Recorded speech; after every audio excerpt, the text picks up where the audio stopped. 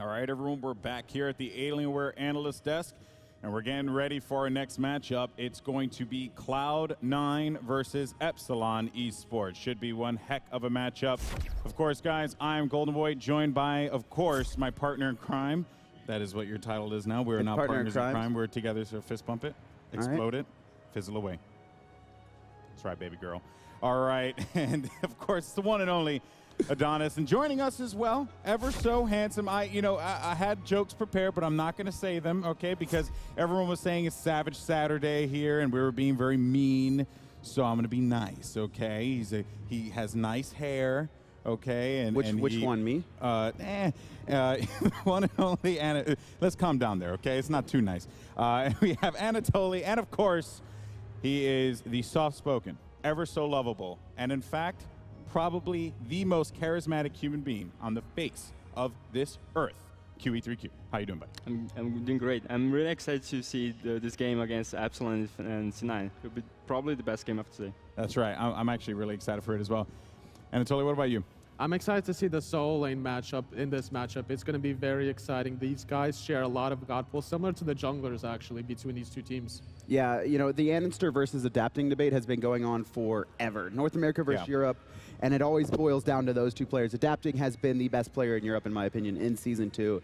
And andinster, I think, you know, since the beginning of competitive Smite, has been one of, if not the best junglers in North America. He's had his ups and downs, but he's come swinging, I think, at least at the end of Season 2. So I expect to see an explosive jungle matchup. All right, then. Well, you know what, folks? Let's go ahead. Speaking of andinster, let's actually introduce you all, if you're just joining us, to Epsilon Esports. Epsilon Esports. Dimi. Adapting. Yammyn. iRaffer. Emiltoo.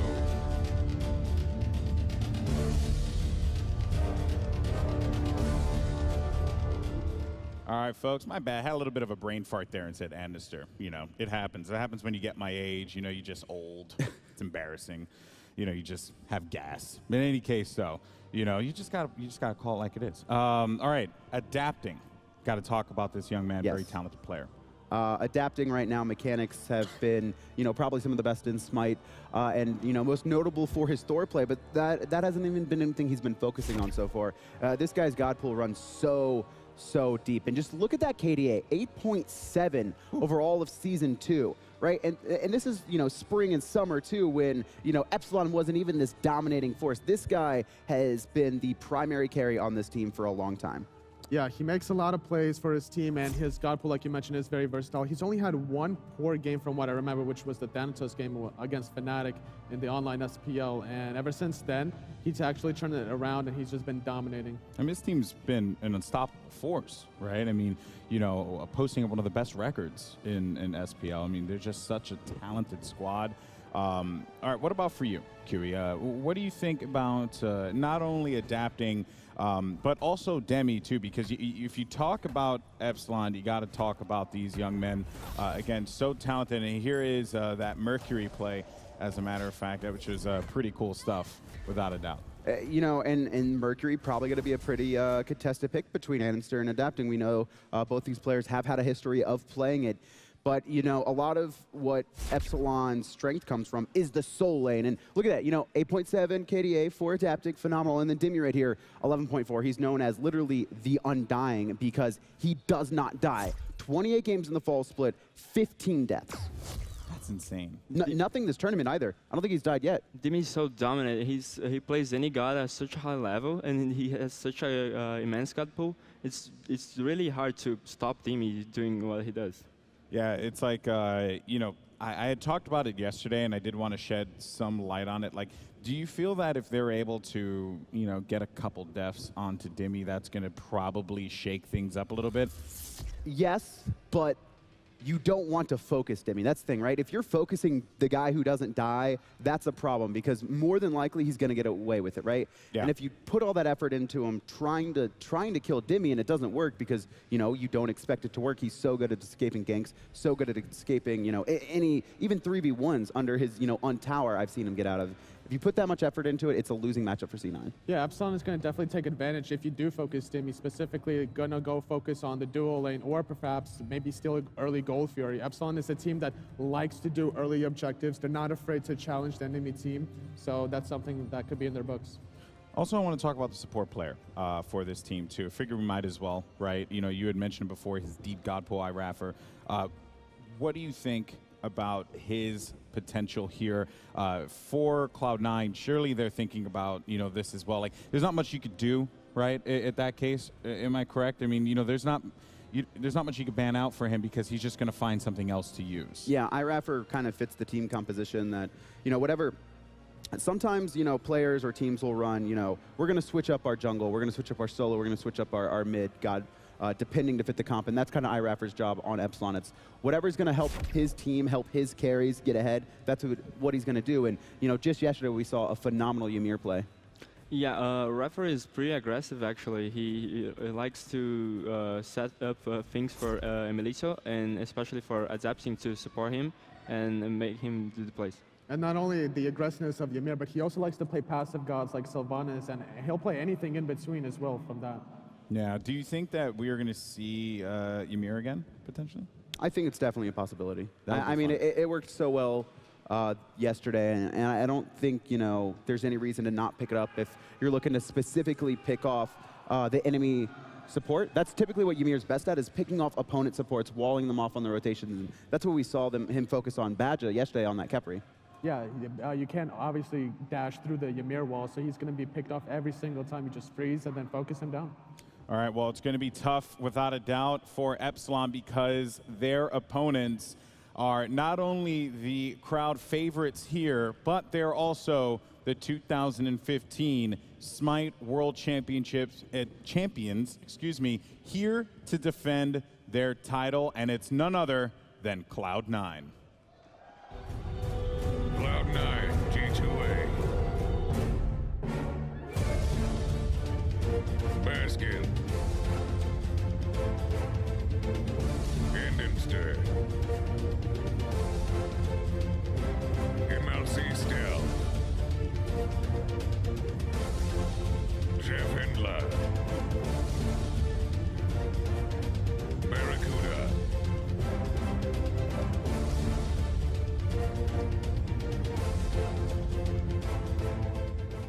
And there you see them, Cloud9, as they get ready for their matchup here. One that everyone that I talked to yesterday as I was walking through this venue were eagerly anticipating.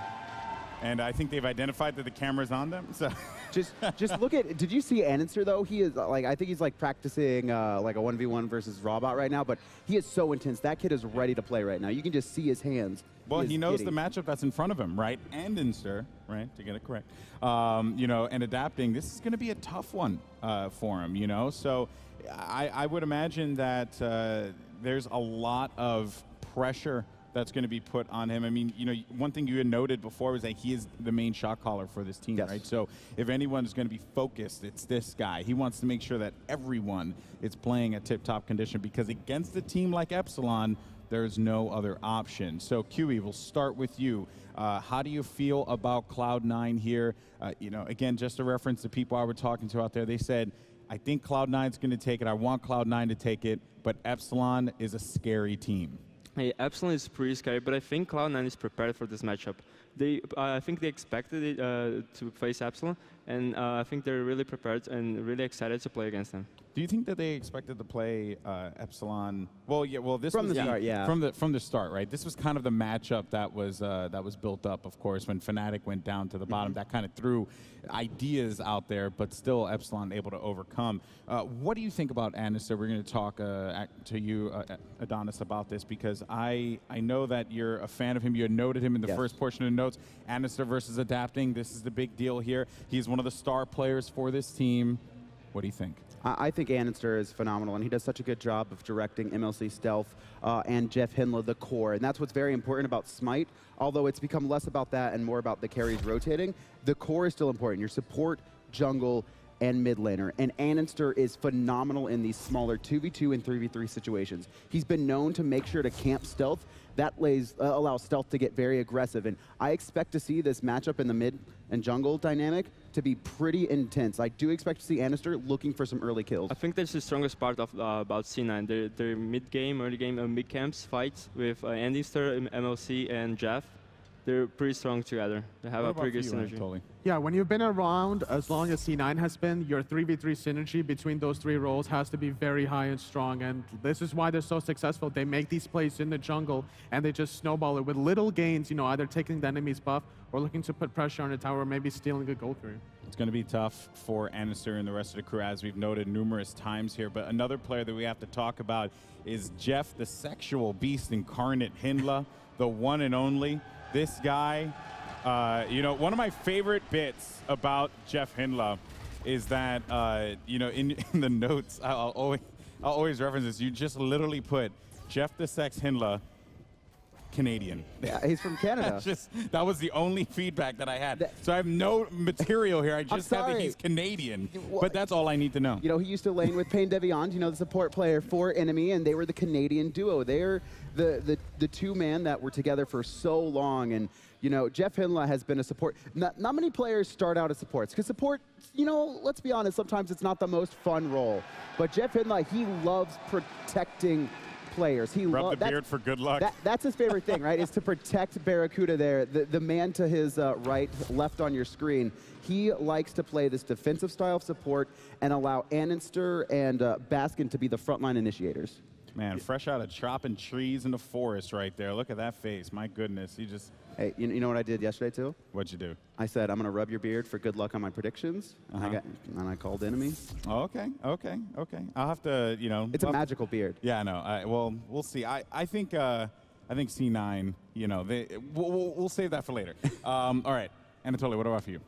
I think that JeffHindla has a lot of synergy with BaRRaCCuDDa. They duo queue rank like every single day, off stream also, so they practice a lot. They don't give away many strategies in ranked as well. I've been talking to them about like what they like to do and what they like to hide, and you generally don't want to do those strategies in ranked because a lot of people will look at these replays and then they'll use it in their own gameplay against them.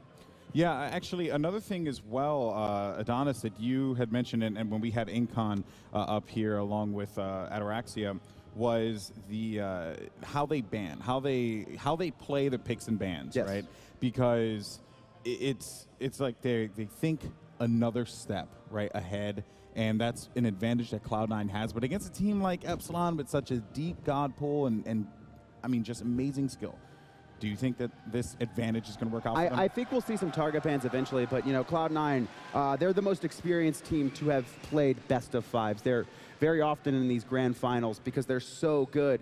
And you know, we've seen it multiple times. Last year against Titan, we saw the Ares and Ymir bans. Gods they typically never take away. And then once again, during the COG Invitational in their best of five, we started seeing bans against Naja, this kind of low-tier, mid-tier god. Cloud9, I think, second to Enemy, are one of the best drafters in the world, and I think Epsilon, honestly, are right there with them. So it's so hard to call. Yeah, it's going to be hard to queue. Yeah, one thing about C9 is that I think they never lost a best of five. It's because they're so good at adapting on the fly. They're really good at adapting.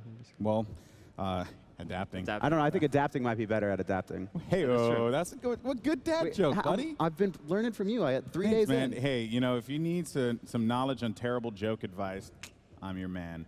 But in any case, people, this is it. It is time for the match to begin. It is the unstoppable force versus the immovable object, Cloud9 versus Epsilon. But first, we go to the stage. Thank you so much, Alex.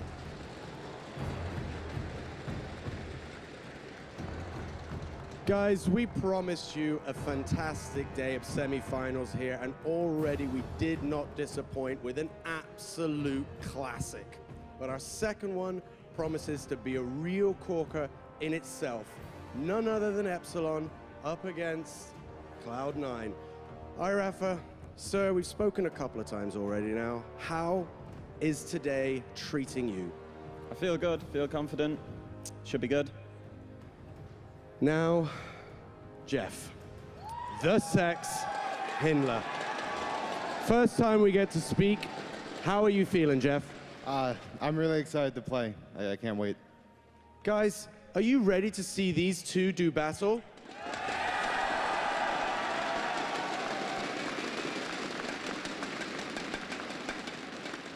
iRaffer, I'll put you on the spot. You know who's waiting in the finals, but you've got to pass these guys first. What's your final thought?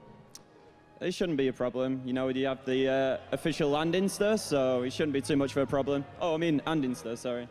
Well, guys, he has spoken. Jeff, any final thoughts? Best of luck. Best of luck. Gentlemen, shake hands.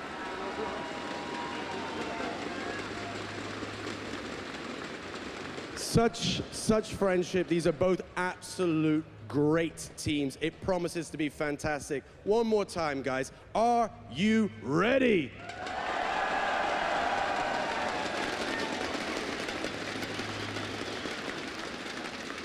Picks and bans then.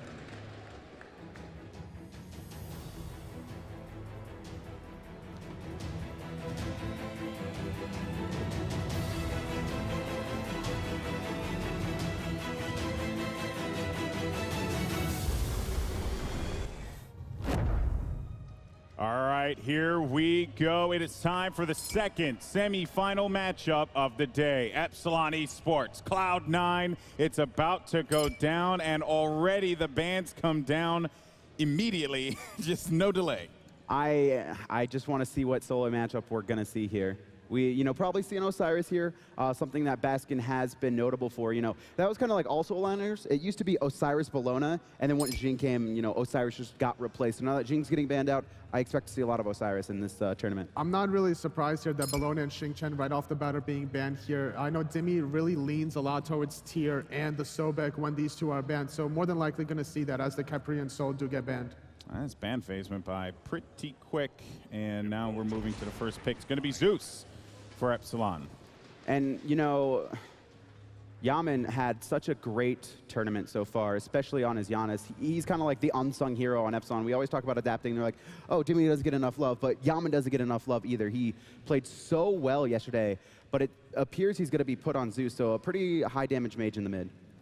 And what about for you, QE? Pick up a Neith there. It's been officially locked in. I like the Neith expect pick. to see that go? I like the Neith pick. It's probably going to go ADC. I've never seen Staff playing Neith, but I like the Neith pick, especially against Zeus, because especially if Thor paired, because it makes possible to gank Zeus pretty well. And I expect to see andinster put a lot of pressure on this Zeus. Yeah, so we kind of figured that Thor would be very highly contested by both these teams. It's already picked off in the second round here. Off of that, Circuit is open for adapting if he wanted to go that way. Chiron being highlighted over. We know that BaRRaCCuDDa was playing a lot of Chiron yesterday, so that's just a good strategy by Epsilon. I love when, 4 top-tier teams, and there's 2 sets where the meta on picks and bans is just so different. And there's iRaffer's Ymir. All right, could we see this locked in? Yes, it will be. So off of this Ymir pick, Cloud9 has to adapt to it by going a support that's not going to be easily able to be picked off. Maybe a Bacchus to jump I was over thinking those of Bacchus walls, as well. something along those lines. And Bacchus is very strong against Zeus as well, and that'd be pretty much a tri-core coming out from C9 with Neith, Thor, and Bacchus, literally to pick off Zeus very early. What about for you, QE? Yeah, the way you counter Zeus is killing him as fast as possible, because if you let him do the damage, you're going to die, like in 2 seconds. Oh, and they're hovering over that Janus, so this could be, yes it is. They lock in the Janus. Now we go over to the next ban.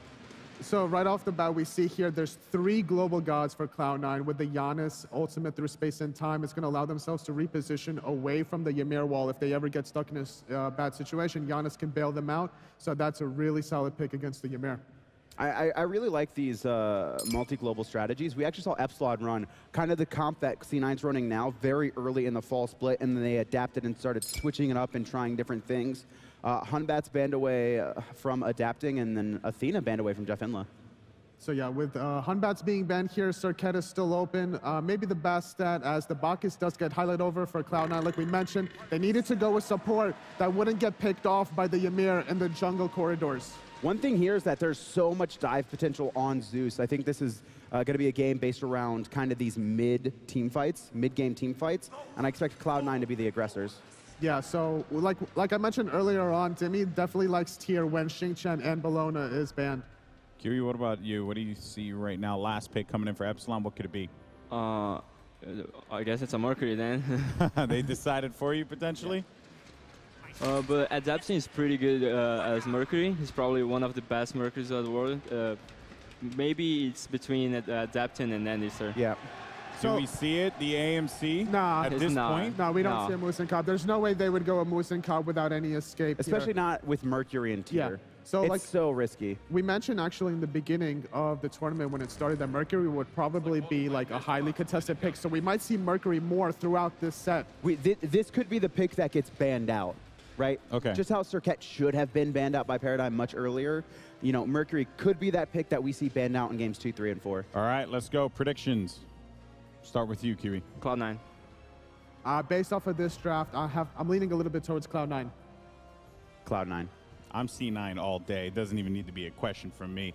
All right, people, here we go. Time for this game to begin. Cloud9, Epsilon Esports. It's about to go down. Let's kick it over to the casters.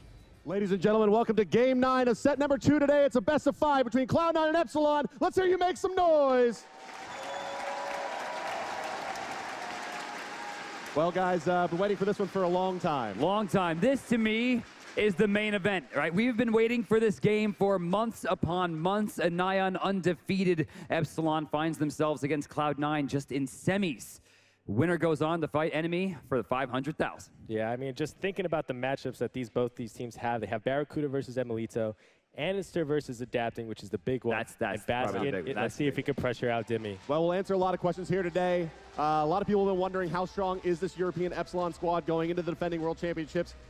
We are about to find out. Ladies and gentlemen, let's get this game underway. I mean, I don't think I would want to change anything. The way that Adapting played Mercury yesterday, it has to be him. And, of course, it's andinster, Thor, it's iRaffer's Ymir. This is perfect. Yeah, the one surprising pick here for me is the Ymir. What can iRaffer do on this Ymir? Well, we saw him basically max his wall yesterday and have a tremendous amount of impact, but against a team that was significantly less mobile than this Cloud9 one. But with that, guys, let's go ahead and introduce your squads. They are the blue team fighting out of the bottom side of the minimap and the left side of your spectator UI. They are nearly undefeated in regular season play and have ran through the SWC. It is Epsilon Esports.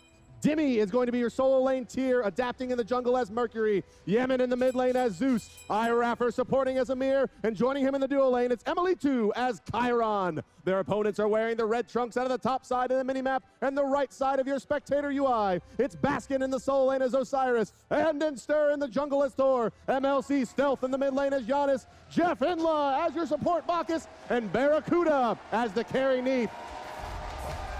There are a few questions remaining in competitive Smite. Can enemy go all the way? And who is the best player in the world?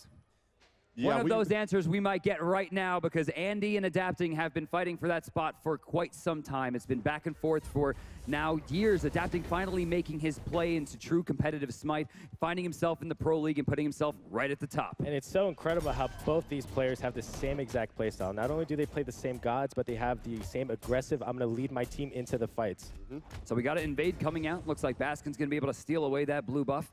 Top side, it looks like this. Do we have one from Dimi? No, it was just a pure steal. You'll see the speed buff is still available on the top side. Yeah, also noticed that Mercury basically went straight to the mid lane and assisted the Zeus as opposed to trying to fight into the Osiris and Thor. Red Pot Thor just too strong in the early game. MLC Stealth seems to be willing to give up the right camps. He goes for the back camps, and I think we might see Thor make an invade here. Is he going to try to do the counter? I mean, Adapting seems like he has this. I think they're going to give it up. Yeah, they'll give away this orange buff. It does appear on the side of Cloud9, which certainly couldn't make you pleased if you're an andinster. Yeah, andinster knew he had... Oh, BaRRaCCuDDa. Oh. Wow. Oh. And andinster knew he had the stronger invade with Baskin as Osiris. Osiris is probably the best level 1 character in the game. So what Epsilon did was smart. They went to their strengths. Their 2v2 with the Zeus and Mercury is much stronger than Janus and Thor. That's why you saw C9 not contest their own speed buff. So we got oh, I'm sorry. I was going to talk about the trans rush, but Baskin getting rotated on already, adapting, making himself known this early in the game. But yeah, you were just about to mention Transcendence being rushed out by Chiron and Neith. Both of our hunters going to be going into that basically physical damage caster style build. Yeah, again, Chiron and Neith are pretty much the same kind of gods. They have 3 damaging abilities both in their kit. So what they want to do is they want to rush the mana, rush the physical power, look to make plays early. Coming down, BaRRaCCuDDa already sitting down a few pots. You'll notice he does not have any health pots remaining, so he's just kind of relying on the work of Bacchus for peels. Also, BaRRaCCuDDa's level 2, emiltoo level 4 through the first 2 minutes. Sent him back pretty hard. Barra finally hits level 3, but yeah, it seems like Emil has a pretty good lead. Look at the gold. You know, and also it might be Cloud9's inexperience against Ymir. Ymir is almost never played. I think it was never played in North America. No, not at all. Certainly not by a top 16. Yeah, and this is when iRaffer is more comfortable picks, and he's really showing the strength of Ymir. We got a wall here, force the backflip. He's staying safe, taking a lot of damage for it. Why isn't he backflipping? He does it a little bit too late. emiltoo should have first blood. Needs one more. Body blocks from JeffHindla. Looking for first blood, not gonna find it for now. BaRRaCCuDDa will stay safe. Well played there by the Bacchus. JeffHindla putting that big body where it needs to go. Up will go Thor, adapting, priming up his ultimate as well. Down will come Thor. emiltoo in some trouble now as he's blocked him at a 3-man freeze and a 2-man glacial strike from iRaffer. There he will come adapting. This could be your first blood, but the knockup is there. Adapting solo in the backside. It's Yammyn. The dead flanks too. It's a double kill to start off the game. Triple kill. Call it a triple, ladies and gentlemen. It's a quad. Oh no, emiltoo gonna find it, but a 4 for 0, and they're going right to the Gold Fury. Wow, you could see there that the Janus and Thor had their, the globals to rotate faster than Mercury and Zeus could, but they couldn't find any kills. And by the time they did that, they used all their cooldowns. Zeus and Mercury were able to clean up that fight. Look at this chart already, 3.5 minutes in. Let's just run that back real quick. Yammyn, we got to know what happened. It's this backside rotation from Yammyn. Yammyn has been by far the most important player on the side of Epsilon this entire tournament. Talking to the players, they're crediting a lot of their victories to JeffHindla. Chiron does get credited for that ultimate, but that is effectively a quadra to open the game on your mid lane Zeus. I mean, like, he walks into the lane and he sees a Neith with no backflip at like 10% health, and he's just like, oh, I'll see you guys later. And right there, you can see the strength of the Chiron pick. He doesn't necessarily have that late game hypercarry potential, but he is almost impossible to kill. They need something here. Dimi already ulted out. Trying for Baskin's going to find a return, but 4-1, still a lot of room to make up. I think that's an important kill because the Osiris is going to be one of, if not the most effective counters as Mercury later on in the game, but he's going to be falling here for sure. The Neith ultimate coming through as well. It's going to stun out adapting, but it's going to be picked up by Yammyn, who once again comes through with a big rotation. Adapting barely going to make it out of this one. He's going to prime his ultimate, not going to get far enough as JeffHindla is credited for the kill. He's forced the ult to walk out, but it's 7-2 through 4.5 minutes. Well, if you guys were waiting for a game to be a little bit more fast-paced, I think you have been finally rewarded. 7-2 at, what, 5 minutes into the game and a Gold Fury? It is incredible how fast Yammyn is rotating on the Zeus. He was there about 5 seconds before Janus was on it. It was incredible. This is unprecedented, I think, for this tournament. I mean, we saw 7, 8, 12 minutes go by without first blood, and we have 9 kills inside 5. A lot of that, of course, having to do with Yammyn. Yeah, I mean, Yammyn, again, you can't say enough about this player. A reserved kind of guy. You don't really see him as the face of this team. He's not really, necessarily the most popular player here with the likes of iRaffer and adapting. And even emiltoo and Dimi. I mean, these guys really get a lot more screen time than Yammyn, but like I said earlier, you talk to the team, it is very much the case that they know that this tournament is on the back of their mid lane superstar. Yeah, Yammyn here is making so many plays. Even I saw him one game with Nuwa rotating like crazy, making so many plays happen for his team. Still 7-2. I think taking a softer route here will be Cloud9. They fell down pretty hard in the beginning, almost 3K in a deficit in under 6 minutes. This is going to shake them up, and with adapting, having a decent amount of gold going in 500 over Andy, we know that Andy tends to, I think, dial it back a little bit when he falls behind in the beginning. Oh, 2-man freeze just outside of the mid lane tower here. The ultimate's going to be placed by both Ymir and Zeus, and down will fall Andy. There doesn't seem to be a good answer for adapting here. He's got the ultimate primed as well, looking towards the left side lane. If he can find this Neith as well, we'll take a look and ride along with the Epsilon jungler as he looks for more. Look at this, just fearlessly walking into the jungle. The red buff will be taken here. Should MLC Self make an opportunity to try to go for this, it's possible he's going to lose his life. Stolen away from blue it is. Yeah, that was picked up by Epsilon there. Jeff, bold. Andinster teleporting very early. Going to go over towards the left side. Yeah, it's important to know what kind of impact this Ymir is having on this game. Ymir has landed at least 2 or 3 three-man freezes in these team fights, followed up by Zeus ultimates. Is Ymir the problem here? I mean, Brandon was saying earlier on in the draft, right? Mercury could very well be the kind of, or I'm sorry, this was the analyst saying, you know, Mercury could very well be that pick that, you know, is going to get banned out for sure in game 2 because of the effectiveness. That was a great dodge, by the way. andinster recognizing the spacing from Ymir, takes 1 step back out of the freeze while continuing the damage onto emiltoo, but you'll notice wasn't that much from the level 8 Thor. This was good game planning by Epsilon. They know that Cloud9 likes to have the dominant dual lane, so what they did is they picked a very strong hunter in Chiron, plus one of the most dominant laners in the game in the support role as Ymir. I mean, this comp is just incredibly damaging. Like, who do you go for? You have 2 major hyper carries plus a supporty kind of Chiron. iRaffer likely to fall here. Spirit gun to the back. Stealth. Right on the money there with that ultimate. Needs one more. Does he have shot it by too? emiltoo. No, he missed JeffHindla with the 3rd shot there, and Bacchus will walk out. A return kill by Cloud9, starting to make back some of that 3,000 gold deficit, but still an uphill battle for the boys in blue. I mean, taking down the Ymir, who was 0-0-8 at that point, probably isn't the most dwindling to the mentality of Epsilon. Cloud9 still in a weak position. Yeah, and this shows just one of the weaknesses of why Ymir isn't really a popular pick. He has no escape ability, so a lot of teams say, why not pick Athena? She has a cone CC like Ymir and is a lot safer with her dash and global ultimate. The global ultimate, I think, is key, right? Getting around the map very quickly, being able to gank the solo lane and get back for Gold Fury is such an important feature for the character, and I think it's one of the reasons we didn't get to see Pain play it in the last set. Right, and the trade-off with Ymir is Ymir has a lot more guaranteed damage than the Athena, so it depends what you want to prioritize in your team comp. I mean, when I have a jungler who lands literally everything, I think Athena's just fine, right? Yeah, definitely. Yeah, indeed, guys. Well, through the first 8 minutes here, it does look like Epsilon is going to be very much the better of the 2 squads in the first 10 minutes. They're way out ahead. They have their mid laner sitting at 4-0-4, and they also have 8 assists. I mean, you mentioned earlier at 0-8, but still, that's 8 assists on the side of the Ymir. Check out this grouping on the right side. So many people going deep as Yammyn into the jungle, chasing out Baskin. Yeah, everyone's deep in the Fire Giant there. Adapting, getting a kill as well onto Andy. Ultimate's going to come through from the Janus, but it's just not going to be enough. Andy's getting wow, Baskin in a lot of trouble here. Boom, not enough. Barely there on the detonate. L for love there as the slow motion comes through as well. Yeah, so what you saw here is BaRRaCCuDDa doing the smart thing. He's behind emiltoo, can't really lane against the Chiron, so what he does is hold the wave. So what emiltoo does to counter that is he groups up with his team and they look to force a fight away from the Neith. And it worked out. I mean, getting another kill onto Andy, this is the person I would probably be looking to take down as much as possible. We've known for many years of experience that Andy wears his heart on his sleeve. Camping him might break his mentality a bit. Well, you heard iRaffer just in that pregame interview invoking the andinster, and well, through the opening of this game, it seems that it has been successful in his summoning ritual. 0-4. Yeah, 0-4 versus the 4-1 Mercury and the 4-0 Zeus. And you gotta hate to see that if you're going up against Adapting, seeing him 4-1 at less than 10 minutes with a Gold Fury, and then the Gold Fury is now active. That's just danger. He's got a golden bow and a sprint too as well. Ton of damage will be coming out from this next set of major looks. He just backed and got that golden bow, 10% crit, decent AoE damage as well.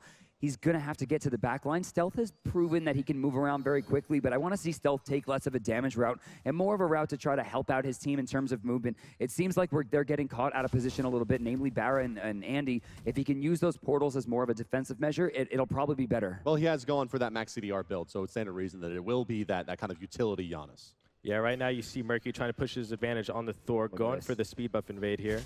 Little early. Don't think he got it.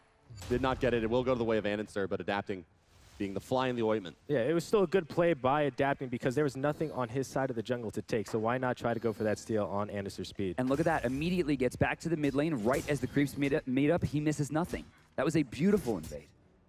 Yammyn coming over towards the left side. Gold Fury still available. Andy, ooh, I don't know about that one. I think they're, Epsilon's trying to force this fight here at the Gold Fury. They've got their damage carries there. They're going to start it up as well, pulling the Gold Fury back towards their side of the map. Just under 11 minutes here. Andy's farming up red buff with MLC Stealth. They're going to concede this one on the side of Cloud9. I mean, how would you possibly steal this away from Zeus? Wow, no, just the threat of JeffHindla has pulled Epsilon away. They're going to find the Fearless Chain. They're going to stack up the dots of JeffHindla, and immediately down he will go. Dimi on the rotation does find that kill. MLC Stealth going to put the portals down, but I don't think Cloud9 can continue to aggress into this Gold Fury. And he still has ultimate. I haven't seen him take to the sky yet. He's still moving around the map. In fact, they will concede completely. He goes into the jungle on the right side to farm.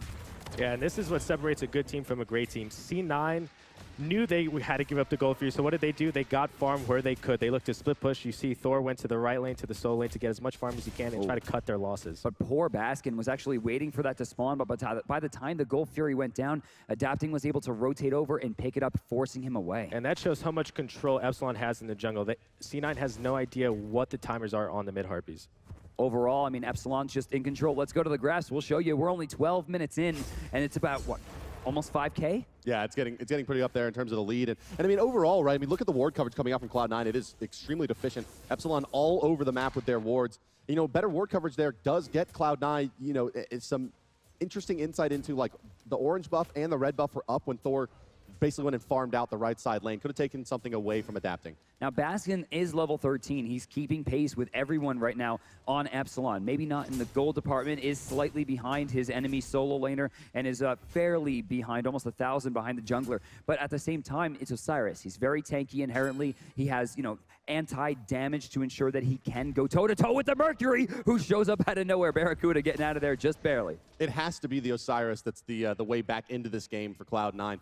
Baskin's rotations are going to be the difference. Oh my God, iRaffer, you are my favorite person. Like, that wall is just like, no problem. And that could be one of the reasons why they picked Ymir. They know LMC Stealth loves the Janus pick, and the wall actually stops you from going through the portal. That is not something that we've seen a lot of. Yeah. I mean, this is something that iRaffer is really shaping up to be something special. And they're in a good position here, looks like. Cloud9 wants to make a play on the mid lane here. iRaffer is going to be in position as well to dissuade them, but still 4 members grouping up right around this mid lane looking to make their way in. You got to love the item build choice from Yammyn. Even though he got the lead, he didn't go for more damage. What he went for was more survivability because he knows that C9's comp is built to dive him in the backline. I think that's even better too, considering like using that gold so early to get the Warlock stash stacked. I mean, you usually look at 14 to 16 minute timing for Warlocks. I mean, he's already got 10 stacks at 13. That's great. Yeah, it'll be around, you know, 25 or 30 stacks, in fact, by the time the normal timing for this item does come out. It's going to be very, very effective. Adapting is going to take a bunch of burst damage here, but I'm not sure they have enough to close him. And of course they do, as andinster comes in, but iRaffer's going to freeze Andy in place, and Yammyn's ultimate wrapping up. And there it is, iRaffer will secure that kill with the wall. His ultimate channel as well. Yammyn getting credit. Jungle for jungle is definitely in favor of Cloud9 right now. A shorter respawn timer, and then, of course, no killing spree as well, shutting it down. MLC Stealth not in a great position. Very smart of him to get out of there. And barely, too. Look at that wall. And that was a cripple right after, too. Wow, all right, M. Jeez. Yeah, he wants to stop that there. In fact, they put out enough pressure to pull BaRRaCCuDDa away from the left side lane where he was going to consider split pushing. Instead, he's forced to defend the mid lane as the rest of his team falls back to the base, and Epsilon gets free reign of the Cloud9 jungle. This is the Epsilon I think everyone expected to show up at Super Regionals, the one that we've been missing. For them to go this far ahead of Cloud9 this early into the game is, by all means, unprecedented. I love the way that Epsilon here is pushing their advantage by grouping up. They don't want to extend the laning phase and let C9 just farm it out and try to get to late game. What they're doing is they're trying to group up, get the towers, snowball their lead. Right, fair enough. I mean, that's basically, it seems to be that game plan, right? And this is a fairly early game-based composition. In the last game, we saw Epsilon run effectively this Mercury and Ymir. They found an early kill yet again. I mean, this time they found 4, but which also led to another Gold Fury and then this Death Ball style of play. And we even saw a little bit in the last set. We heard the commentators kind of highlighting that as well. But Epsilon playing the safe game and playing the war of attrition as they continue to take down Tier 1 towers, only 1 remaining. So, boys, check out the Stone of Gaia getting started out by Baskin. That does not affect Dimi. That does not affect Adapting. He is going for anti-Yammyn damage at this point. Yeah, it's the burst out of the Ymir and the Zeus that he has to contend with because Osiris needs to stay alive to try to reduce the damage on this Mercury later on in the game. The problem is, can he get to that backline safely against Adapting? I mean, yes, he does have that Runeforge hammer, but I was expecting maybe a Spirit Robe or something that was going to give him more of a hybrid role. Witchblade would be very nice as well. Witchblade, you need a Runic Shield, something like that to get some anti-attack speed out on the board. I would say wouldn't Runic. hurt versus Zeus, wouldn't hurt versus Mercury. Yeah, the Runic Shield's a very underrated item, almost a hidden item for most players, but it reduces attack speed and reduces magical power, which is actually extremely strong against Zeus and Mercury. Yeah, I mean, you'll see Midgardian Males, you'll see Witchblades or Runic Shields almost guaranteed in the 4th and 5th item slots here on the side of Cloud9. I mean, when we saw the last set, you know, KaBRRaCCuDDa can't build Runic Shield. You know, Salt Machine picks KaBRRaCCuDDa into Soul and Freya, and it winds up being a Just who picks the item up on Circuit. Normally wouldn't be found, but it's that important in certain comps. I definitely think that's the way to go. But with the Stone of Gaia, he's looking for a generation. He's thinking that these fights are going to be lasting 40, 50 seconds. Exactly, and you don't see too much action on the map right now. Right now, all the buffs are down. Both teams are just trying to get as much farm as possible because the Gold Fury is spawning any second now. Still 11-4. Gold Fury, like you said, is coming down. I assume this will be our next fight, but Yammyn taking it back. 5,000 gold separate the two teams, as well as 5,000 experience. Yeah, what's impressive about Epsilon here is that they weren't just kind of like happy with that 3,000 gold lead. They've extended it now another couple thousand as the next Gold Fury is coming up. And while Epsilon has the luxury of basically forcing the fight here, Cloud9 does not really want to fight into him. They'd be much happier dodging this team and continue to farm around the map. Cloud9's looking to extend the laning phase, where on the other side, Epsilon's looking to find these kills. MLC Stealth will find himself in a bit of trouble, and in fact will use his portal to deal damage to iRaffer. Yeah, I'm surprised that iRaffer didn't go back in and then start laying waste. Over in the left side, they got to rush onto emiltoo. He's going to be forced to beat. Spirit Gun just barely dodged. But look how Cloud9's playing scared there. I mean, like, they did not really commit to that kill at all. Yeah, the problem here, though, Andy. for C9, he's used. Oh, no, he's going to be forced. Can he get away? Can he get away? Does he have the detonate? He does not. I believe he detonated as the Thor went up. Thor will land now. iRaffer just barely missed his 2 there, would have guaranteed the kill. But what was important to see there is that C9 committed so much on the Chiron and didn't get the kill. This allowed Epsilon to come in and bully them.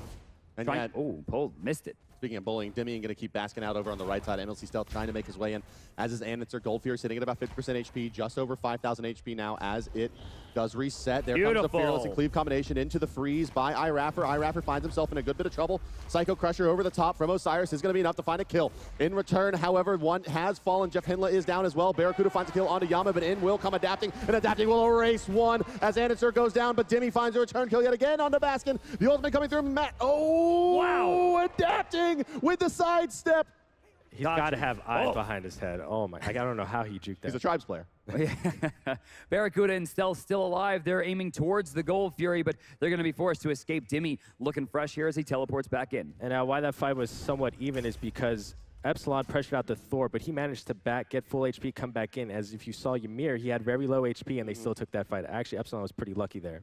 I mean, a lot of gold actually invested. A tier 2 teleport right now for Thor.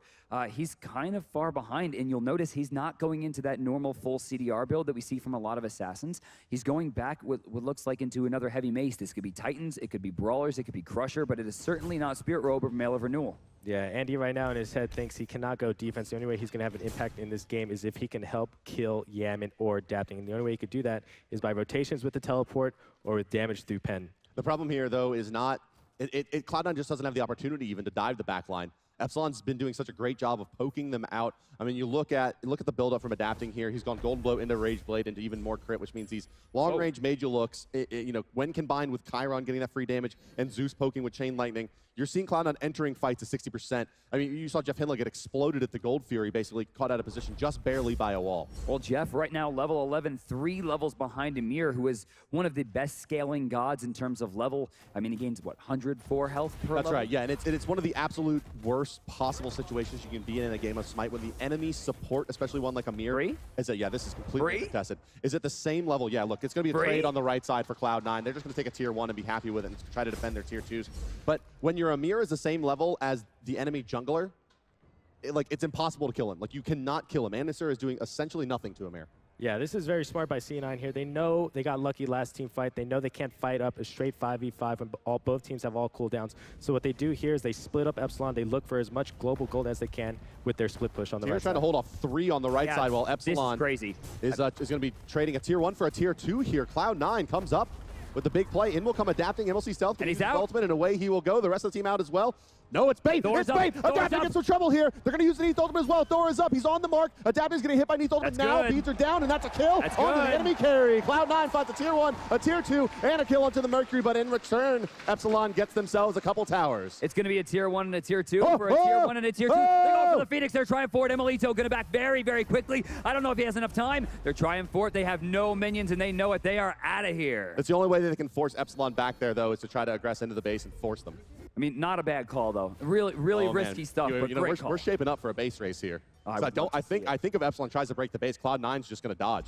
Exactly. Yeah, I mean, why not? I mean, through space and time versus maximum velocity. Like, you can't kill the Titan fast enough with 4 towers up. Even if you take this Phoenix on the right side, he's going to have a tremendous amount of HP in comparison to just your 2 tier 2s. So it's not going to be the easiest thing in the world. But I don't think that Cloud9 is looking to fight. They're looking to dodge and base race. No, they cannot fight Epsilon in a straight 5v5. Like I said, the way they can come back into this game is by getting that global gold on their team, try to reach that late game where Janus can do a ton of damage very quickly. Yeah, and look, you're going to see that. I mean, look at the teleport pickup here onto the Thor as well. I mean, it would be a little bit, kind of out of sorts, but I wouldn't even be surprised to see maybe even the Neith or another core pick up a teleport as well, just to simply rat this game out, like continually be on the other side of the map, porting into the fights late, and that does look like what's going to be the case for both Thor and Osiris.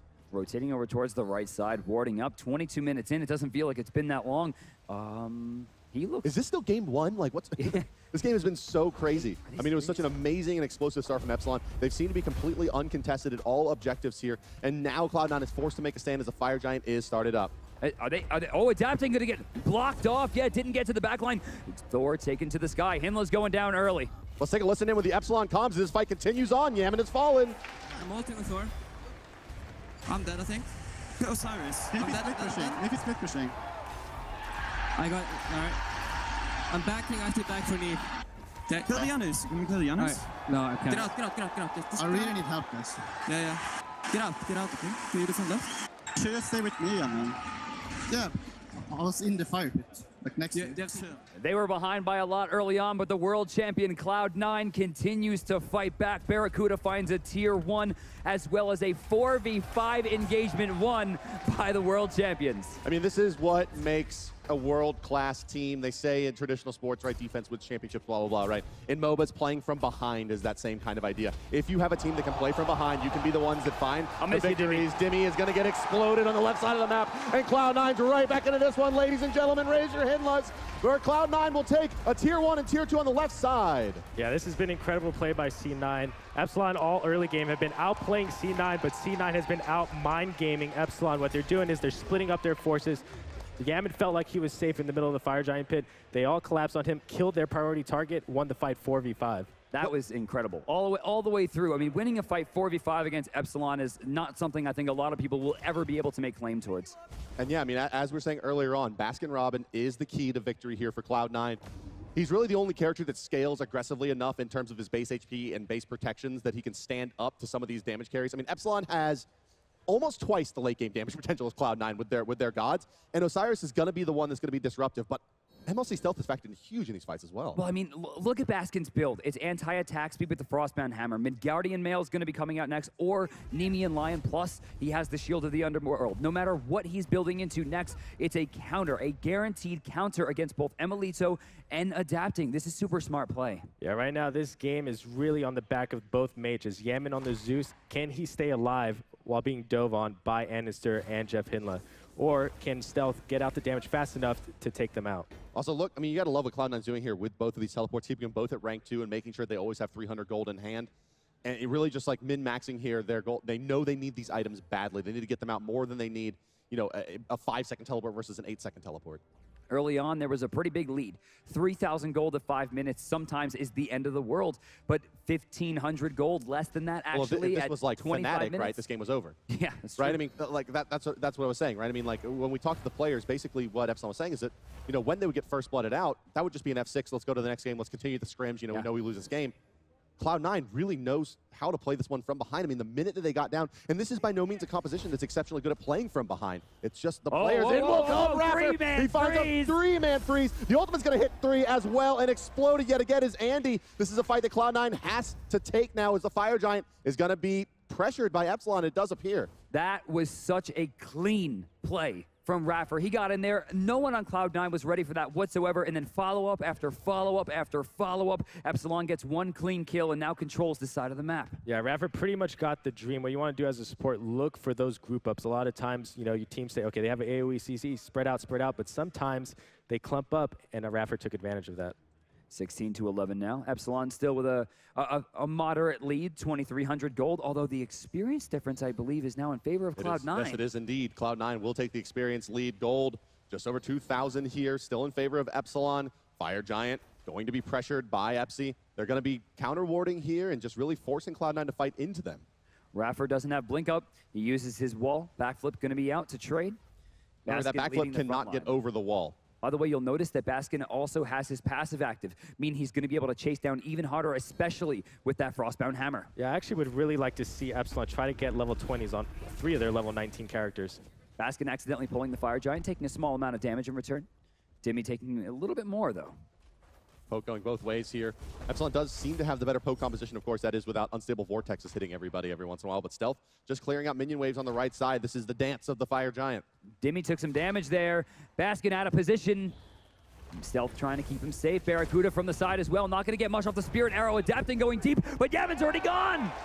Trying to make it out on the backside here as Rafferty's going to get picked up by MLC Stealth on the left side of the fight. However, going up and down is Dimi. Adapting way out, gets hit by the Neith Spirit Arrow. andinster not going to be able to follow it up in time. emiltoo's ultimate does hit 2 out of the 3. The follow-up shot, not enough. MLC Stealth on the right side does kill 1. JeffHindla credited for the kill on Dimi as well. emiltoo in a lot of trouble, and MLC Stealth, the captain's moving forward, and the damage goes through and down goes emiltoo. Down will fall the Tier 1 tower, and Fire Giant on its way as well. Cloud9 is taking the lead. You have got to be kidding me. How have they made this comeback?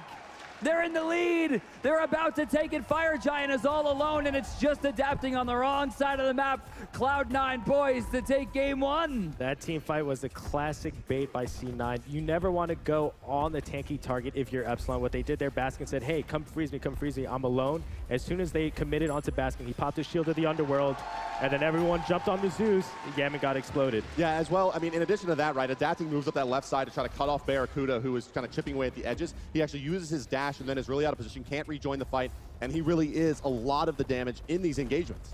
I just don't understand it.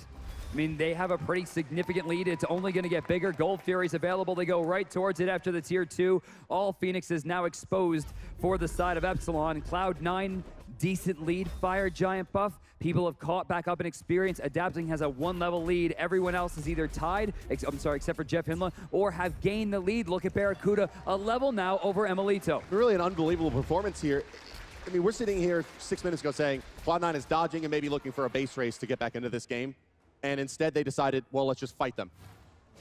And they won. I mean, like, they just took these team fights miraculously well. And I think Yammyn pointed out best, they decided to play the mind game instead of playing the Smite game. Exactly. They played to the strength of their comp. What they have over Epsilon is they have high mobility gods, 2 globals, so they split up Epsilon as much as they could, took as many free towers as they could, and when they found their opportunity to kill Yammyn in these team fights, they took it. So we got a Nemean Lion plus Shield of the Underworld. This is an instantaneous death trap. If Mercury at any points decide he's going to try to rush down Baskin. Same thing really for emiltoo, which means Baskin can safely try to rush down Yammyn, and that's what we're seeing in the fights. Osiris is going to keep pressure onto this mage. BaRRaCCuDDa is going to provide some support shot and support fire from the side. JeffHindla is going to lead the fight as well. Stealth's going to provide portals, and Andy's going to look for the gank.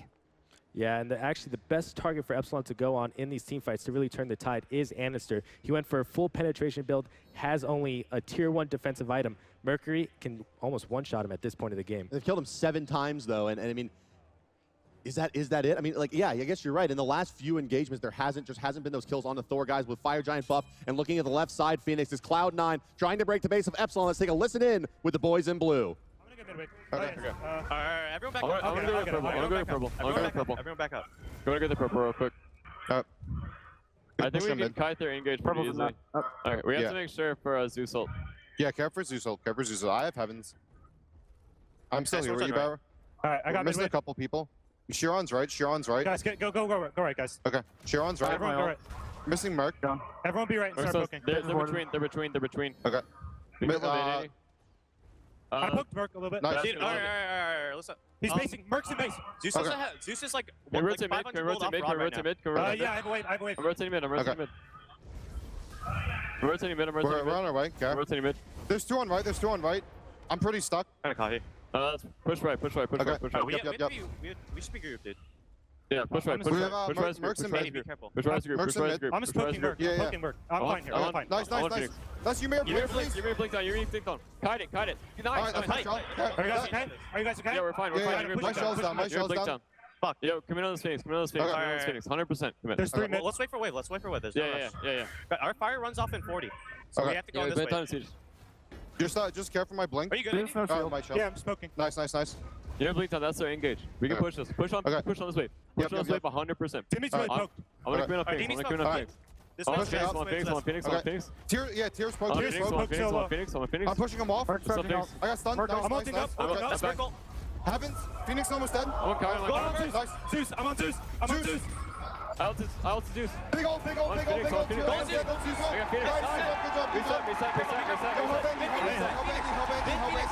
I'm out. Okay, nice. Care for Chiron ult. We kite this. Mid Phoenix. Yeah, I'm I'm gonna TP in. I'm gonna TP in. Okay. Push mid. I'm gonna TP in too. Be careful. Be careful for 5 seconds. Alright, Zeus is still dead. Okay. Do not push up. Do not push up. Ymir's Blink's coming up in a second here. Care. It's pretty soon. I don't have beats. I need you guys to put Ymir in combat. Just CP. I need you guys to put Ymir in combat. Nice. Good job. Engage. I need you guys to engage. I need you guys to engage. Pushing in. I'm on Phoenix. I'm on tier right now. I'm on Phoenix. I'm pushing tier off. Still on Phoenix. Nice. Look at tier. I'm on cooldown. Go Nice. left. Alright, I'm going left. We don't have Fire Giant damage. I really don't want to do this. Looking for their third Phoenix is Cloud9. In will move Rapture from Epsilon. Let's ride along with BaRRaCCuDDa and see if the Hunter can find the hits that he needs. andinster ports back in with full HP and mana, as does Baskin, who now is leading the front line. He's going to be walled off. Baskin may be the second. No, you can't wall him off. There it is. He uses the last part of his passive, and the stun from andinster will prevent the Fearless Chain from coming through. Nonetheless, Baskin will go down, and back will go Cloud9, but not before finding 2 Phoenixes. Yeah, what a dangerous time for Baskin to get picked. The Fire Giant's coming up at any second. This could be Epsilon's chance to make a comeback. It's 17-16. Cloud9 does lead by a little over, it looks like 5,000, almost 6,000 gold. This is going to give them an opportunity to fight into Cloud9 here, though, because they do have control of the map. Like Zap said, Baskin's down for 40. They have to take this advantage. They can force a power play here, force Stealth to use his ultimate again, and then try to rush him down. They need a pick right now. Yeah, I loved how careful and calculated C9 was, because even though they had the Fire Giant, they were only up about 3K gold. It wasn't a big enough lead to just, overpower Epsilon. And he's already out, adapting, charging ultimate. JeffHindla trying to get out. I don't think so. Heavenly Agilities are getting popped. JeffHindla's getting flown back. He's crit. He's trying to get out here, adapting, trying to leave. The Janus portal coming through. Wait, he needs it. He doesn't have it. 2's not going to be enough. Woo! By the skin of his teeth, JeffHindla will survive that engagement. A big 600 damage crit to start things off from the Mercury there, but not enough to take down the very, very resilient Bacchus. And still, with 2 Phoenixes down, Epsilon has to fall back. And all that damage done to Mercury, you saw how fast he had to get out. That was just the Janus unstable vortex there. He has his BaRRaCCuDDa done. That Mercury needs to be very careful. They needed one. They really did. They needed at least one. Jeff probably would have been the least important at level 17 right now. The CC is important, but I feel like Stealth probably was the big pick. They couldn't find him anywhere. I think this is uncontestable. I don't know how they could even possibly get over here. Yeah, that's going to be a conceded Fire Giant the way of Cloud9. Yeah, Epsilon's comms are basically, listen, we know Fire Giant's up, but what's more important is we have to get both Phoenixes up. They say, okay, our last stand will be on the right side Phoenix against the Fire Giant C9. Still about maybe 30 seconds for that left side Phoenix, about a full minute or so in the middle Phoenix there. There's a wave pushing in on the left side as well. Only the mid lane has been sufficiently pushed out. The right side siege coming now from Cloud9 and leading the way. It's Baskin Robin. They're trying for it. So far, they're playing this as safely as possible. It seems like they're going to wait for another wave to ensure that the mid wave gets closer. They've already forced adapting away. They're going to try to find their way in on the power play. Once they see someone in the mid lane dealing with these creeps, but adapting instead is looking towards the fight. He's going to be caught. Epsilon forced to go to the left side as the Fire Minions are going to push into the base. They're going to try to hold with just a couple of frontliners here. Dimi and iRaffer are here. The wall will come out. And we'll see Stealth going to move into the back line, finds the Unstable Vortex on the one, and back out he will go. The Titan does start taking damage from the minions streaming in, and the Phoenix on the right side getting very low, liable to fall at any moment now. Just a couple more in hands, down to about 10% HP, and indeed down it will fall. All 3 Phoenixes off the board. The base is broken, and Cloud9 looking to move in. Left side Phoenix has respawned, but is already taken down by the Fire Minions. Now Cloud9 have a perfect opportunity. It doesn't get better than this. They have Fire Giant and 3 waves of Fire Minions now coming into the base. They're going to try to fight in as Dimi tries to hold them down. Oh, here comes the belly flop. JeffHindla going to be looking for this big belly flop. There's the ultimate coming out from both the Mercury and the Zeus. Doesn't deal too much damage. BaRRA. Baskin still in the front line. BaRRa will solo down, adapting as he tries to get to the backside. Channeling the ultimate as well, keeping Dimi locked in place. He's held out by the Thor ultimate and nearly going down his Baskin, but emiltoo unable to do enough damage to the Osiris with all of his tankiness, and now he's in trouble as the Janus moves forward as well. The ultimate will rip through him. MLC Stealth on yet another kill and will propel his team to a victory in game number 1 over Epsilon. There's no holding this one. There's no way Zeus and Ymir can hold this down against 4. It's enough. Cloud9 with a huge comeback. They gotta feel good about that one. The first game in the best of 5 goes to the blue and white. That was a 4-kill opening from the boys of Epsilon on the left side. They picked up absolutely everyone, and Cloud9 battles back. Certainly a resilient squad, this one. The North American final gets closer, something we haven't seen ever. We have seen in every major tournament we've ever run, EU NA finals. That's right. Yeah, I mean, it was just really impressive play by Cloud9. All they needed was 1 inch, and Epsilon finally gave it to them. BaRRaCCuDDa solo 2 free towers, and Epsilon or C9 won a 4v5. Well, with the chant of USA, the crowd turning up for Cloud9. I know another guy that really loves America. His name is Alex Mendez. Golden Boy, take it away. Oh, indeed I do, my friend. But my goodness, Cloud9. And you know, I think it goes without saying that at the start of that game, if you were a C9 fan, you were kind of scratching your head because Epsilon just brought it to C9 at the start. That Zeus play at the start with the quad, insane. Phenomenal rotations from both teams. We actually saw that start off with a lot of aggression in the duo lane, both sides. BaRRaCCuDDa almost falling a couple times. Then we saw the rotation from Thor, we saw the rotation from Janus, and then it was adapting coming in, and then Yammyn, perfect positioning around the back of that fight. No one knew he was rotating in. He picks up a triple kill, and Ymir, you know, of course, steals the 4th, but it was great positioning, and this was kind of the story of the mids, right? Yammyn gets ahead early, but he couldn't stay alive come the later portions of the game. This is like the dream rotation for a mage player when you can actually get behind them when all the cooldowns are used. You flank them very safely and you just do all the damage. There's nothing in return coming your way. That quadra kill on the dual lane was actually only possible because Ymir and Chiron pressured the dual lane at his attack speed buff, and then put the dual lane from Cloud9 behind, so they couldn't really fight really well, and then Zeus had a really good cleanup. It was an insane start to that matchup. And even again, right, you know, you have that 3-for-2 that went in favor of Epsilon just a minute later in that matchup, right? And then, you know, just something happened, right? It looked like Epsilon, you know, they were moving, right? They were not going to be stopped. And then Cloud9, you know, just decided to turn up and make it happen. And let's actually talk about this particular play right here, Adonis. This was a trade out of the junglers. And the reason this is benefiting is because Yammyn and the rest of Epsilon got ahead so early. So what happens is, slowly into this game, the players start picking each other back and forth, but it's benefiting Cloud9 because they're the ones multiple levels behind. That means Epsilon, they're worth more gold and more experience. And then this fight here in particular was the first turning point where we saw Cloud9 actually start to have a footing. And that's because Epsilon were so heavily focused on getting picks like onto the Bacchus and onto the Osiris, that they left Yammyn open so many times, and he was just unprotected. It's kind of the same problem that we saw Paradigm have against Enemy, is that their primary carry was left unprotected. And to be fair, it's actually very hard to protect against a Thor and Osiris diving you. Go ahead, Kiri. I think, like, in all the fights, Janus did all the work, basically, because it's like you can peel for Janus, and basically C9 got a lot of objectives with fast rotations from Janus and TP from Thor and Osiris, so they could trade out towers and stay on the game.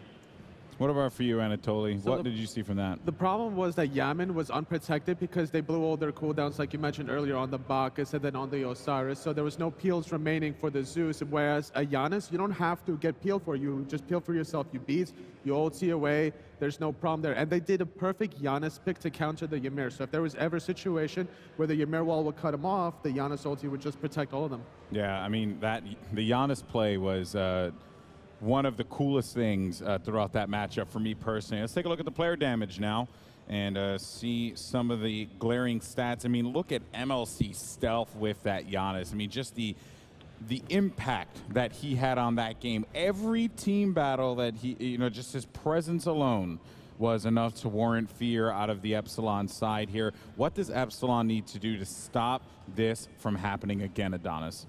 You know, you could see that their whole composition was based around this Zeus, right? It was, you know, keep Zeus alive, have him do lots of damage and protect him. But Cloud9, what they did is they utilized their mobility. I think Zap took a big mention of that during the cast. And they had the multiple TPs, they had the Janus, and they would just fast rotate all the time. Max CDR Janus very early went to boots and the Chronos pendant. And then every time that the Janus ult was off cooldown, you saw it being fired multiple times in these extended engagements. And, you know, full shout outs to Stealth too, because, you know, it's really exciting and awesome when you see like these snipes finish off kills, but you know, these single kills added up, and it actually helped, right? It's not just, oh man, that's awesome that he got the kill. It's that one kill could have turned that Gold Fury, or it could turn the next fight because one player got a little bit behind. And even at near the last Gold Fury, 3 members of Epsilon were actually level 19 and not 20, and not having those final levels in your ultimate, it can be a factor.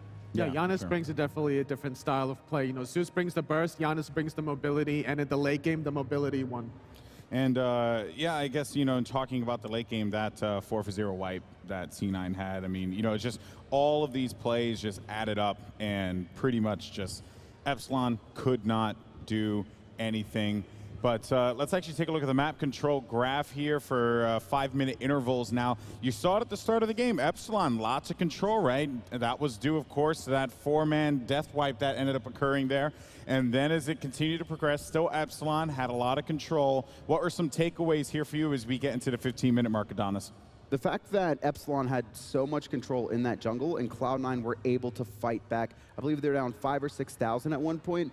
And, you know, we see comebacks in Smite, but typically a lot of the times it's, you know, a world-class team against a weaker team, right? And the weaker team got ahead early and they just know how to play back. But Epsilon, they're world-class as well. The fact that Epsilon couldn't hold on a lead to Cloud9 just shows how resilient C9 is. And I think Bart took mention also in the cast where, you know, Epsilon and Fnatic would actually F6 if one team got ahead early. They just felt like the game was over. But C9, one of the very few teams in Smite to ever just be so resilient at this high level. I'm really worried about their morale right now because they were so ahead, and C9 made an incredible comeback. So I'm really worried about how is Epsilon going to go into the game 2. And we actually heard, you know, kind of struggles and paradigms comms as well for their 4th game, right? You know, if you start arguing, it gets bad. Your communication breaks down. Hopefully their head's still on them. You know, they came in here and, well, I'm assuming they were expecting they were going to win, but having that, you know, such a strong lead and dropping it off could be bad for them. Yeah, we're definitely going to see like a lot of adaptability between both these teams for the remainder of the set. I think that C9 has the more experience in the best of 5s compared to Epsilon, so we'll see what gets banned next. Probably Janus, I expect. Yeah, I wouldn't be surprised if Janus goes. You know, talking about that, right before the picks and bans begin, let's actually theory craft a little bit and see what, you know, we can come up with. We know that Epsilon, they see that Janus and they're like, you know, I don't think we're going to want to let you have that, right, going into game number 2. Anything on the other side that they need to be cautious about? For example, maybe Ymir, right? What do you think about that? I mean, Ymir made some pretty big plays. We saw iRaffer actually have a counter blink over the wall, over the mid-camp walls, and hit a 3-man freeze. And, you know, Epsilon were very good at initiating and finding that kill. I do think actually Epsilon had the better late-game comp. I think Cloud9, though, played their style better and really utilized that Janus. Janus, I think, is going to be pretty heavily contested now because Yammyn also one of the best in the world, and I think we're going to see it banned out here. Everything else, really, I don't think anything stood out individually. I think it was just how they played their compositions. Exactly. Epsilon is going to have to change their style. You know, they might go, instead of the Ymir, like you mentioned, they might go back to their roots with Sylvanas and, you know, try to make for those early plays. Yeah, I got one in there. Oh, that was a good dad joke pun. You did it, buddy. You did it. I believed in you this whole time. Now it's your turn. I see Janus being heavily contested, especially because Yammyn plays a really good Janus, and maybe Thor as well, because Thor has a lot of mobility, and his walls in team fights were just great. Made Yammyn get caught a lot of times.